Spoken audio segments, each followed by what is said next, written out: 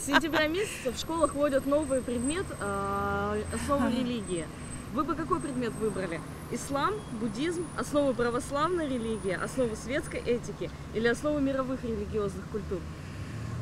Вот три последние. Три последние для общего развития. Ну вот, скорее всего, наверное, предпоследнее. Это основы светской этики? Да. А то у нас некультурные дети растут. Основы мировых религий, культур тоже не помешает. Пусть она сама вывод сделает. А сама, конечно, я человек русский, ну, коми, скажем, да. Конечно, я за православие. Светской этики. Ну, лично я бы основы христианской, а потому что сам верую. Основы православной этики. Почему? Потому что дети должны знать православие. Не знаю, я даже не знаю. Я сама православная, так вроде как к православному тянет.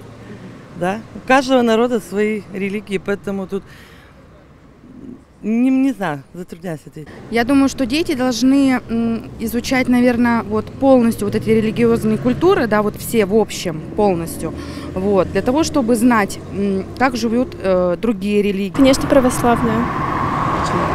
Ну, потому что это наша религия русская. Последняя, эзотерика называется. Чтобы все изучать.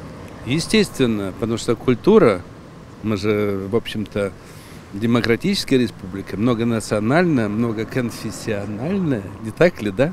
И вот есть такая наука, называется эзотерика, которая изучает все религиозные течения. Я думаю, это личное дело каждого, и чтобы единый стандарт в школах вводить, я думаю, это неправильно.